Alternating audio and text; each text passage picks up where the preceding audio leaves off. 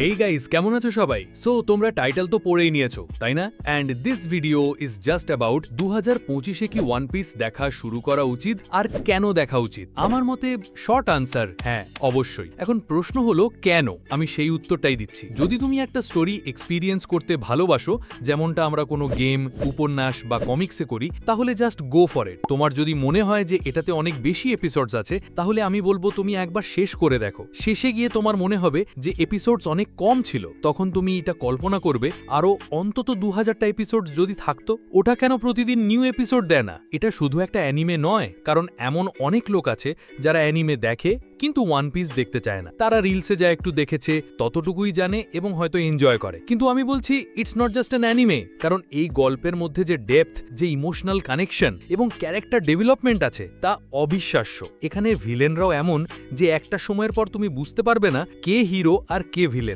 মারিনফো ডাকের পর তো আমার মাথা ঘুরে গিয়েছিল। যখন তুমি এই সবকিছু এক্সপিরিয়েন্স করে ফেলবে, তখন তুমি এর কমিউনিটির সাথে পরিচিত হতে শুরু করবে। আর যখন তুমি দেখবে যে এর কমিউনিটি কতটা বড়, তখন তুমি অবাক হয়ে যাবে। এদের কাছে হাজার হাজার থিওরিজ আছে। তুমি যদি ড্রাগন বলের জন্য থিওরি বানাতে চাও, খুব বেশি হলে 4টে বানাতে পারবে, কিন্তু ওয়ান পিসের 4টি এপিসোড থেকে তুমি 900টা থিওরি বানাতে পারবে। অ্যান্ড ট্রাস্ট মি, আমি একটুও বাড়িয়ে বলছি না, কারণ যখনই কোনো নতুন জিনিস প্রকাশ পায়, তখন তুমি বুঝতে পারো যে এইচিরো ওডা স্যার, এই গল্পের লেখক, কতটা আগে থেকে সবকিছু প্ল্যান করে রেখেছেন। যেমন তুমি আজ যা দেখছো তার রেফারেন্স হয়তো তুমি 300 পর্ব আগেই দেখে এসেছো, তার ফোরশ্যাডোয়িং দেখে এসেছো বা তার নাম শুনে এসেছো। এই ছোট ছোট জিনিসগুলো যখন একসাথে জুড়ে যায়, তখন এক্সপিরিয়েন্সটা অসাধারণ হয়ে ওঠে। আর শোনো, তুমি কোনো বিলিয়নিয়ারও নাও, তোমার 5টা ব্যবসা নেই বা 4টে ইউটিউব চ্যানেলও নেই, তাই ফালতু কথা বলো না যে তোমার কাছে 1000 পর্ব দেখার সময় নেই। তোমার কাছে ঘন্টার পর ঘন্টা রিল স্ক্রল করার সময় আছে। ইনস্টাগ্রামে নিউড মেয়েদের কোমরের নাচ দেখতে পারো সারা রাত, কিন্তু 18 মিনিটের একটা পর্ব দেখার সময় নেই।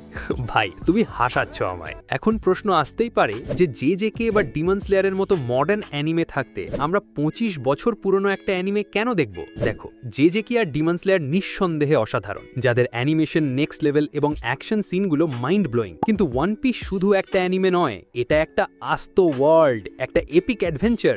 জেজেকে বা ডিমন স্লেয়ার যদি একটা 100 মিটার স্প্রিন্ট হয়, তাহলে ওয়ান পিস হলো একটা ম্যারাথন, যেখানে তুমি দৌড়ানোর সাথে সাথে চারপাশের দুনিয়াটাকেও এক্সপ্লোর করছো। ওয়ান পিসের ওয়ার্ল্ড বিল্ডিং, পলিটিক্যাল মিস্ট্রি আর ক্যারেক্টার্সদের মধ্যে যে কানেকশন, তা অন্য কোনো অ্যানিমেতে পাওয়া প্রায় অসম্ভব। এর ইমোশনাল কানেকশনের কথা আমি এই কারণেই বলছি, কারণ এখানে সবকিছু ধীরে ধীরে বিল্ড আপ হয়।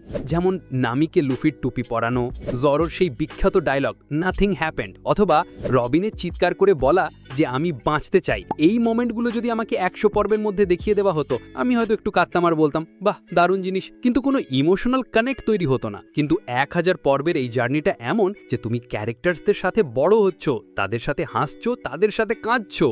প্রত্যেকেই হয়তো দ্য লাস্ট অফ আস বা দ্য উইচারের মতো গেম খেলতে পারে না, কিন্তু তাদের গল্প এতটাই ভালো যে নির্মাতারা চান সেই গল্প সবার কাছে পৌঁছাক, তাই তারা সিরিজ বা মুভি বানায়। আমার মনে হয় ওয়ান পিস যদি ম্যাঙ্গা না হয়, একটা উপন্যাসও হতো, আমি এর ততটাই বড় ফ্যান থাকতাম। প্রত্যেকটা গল্পের নিজস্ব একটা ইউনিভার্স থাকে, যেমন মার্ভেলের মাল্টিভার্স, ড্রাগন বলের ইউনিভার্স, যেখানে মানুষ উড়তে পারে বা অদ্ভুত জীবজন্তু দেখা যায়। তেমনই ওয়ান পিসেরও একটা নিজস্ব দুনিয়া আছে, যেখানে ডেভিল ফ্রুটস আছে, দ্বীপ থেকে দ্বীপে যাওয়ার জন্য জাহাজই একমাত্র উপায়, কোনো ফোন নেই, এটা তাদের নিজস্ব দুনিয়া। তুমি যদি মার্ভেল দেখে সুপার পাওয়ার নিয়ে প্রশ্ন না করো, তাহলে ডেভিল ফ্রুট নিয়েও প্রশ্ন করো না। এই গল্পে কখনো এমন মনে হয় না যে শুধু মেন ক্যারেক্টারই সবকিছু। এখানে এমন অনেক সাইড ক্যারেক্টার আছে যাদের সাথে তুমি কানেক্ট করে ফেলবে। সেটা লুফির ক্রুয়ের সদস্য হোক, কোনো ম্যারিন হোক, বা এমনকি কোনো ভিলেনও হতে পারে। কিছু গল্প এতটাই ভালো হয় যে সেগুলো শেষ হয়ে যাওয়ার পরেও বারবার দেখতে ইচ্ছা করে। আর ওয়ান পিস এমনই একটা গল্প, যার আরো 2000টা পর্ব যদি আমাকে দেওয়া হয়, আমি আনন্দের সাথে দেখে নেব। শেষে শুধু দুটো কথা বলতে চাই। প্রথমত,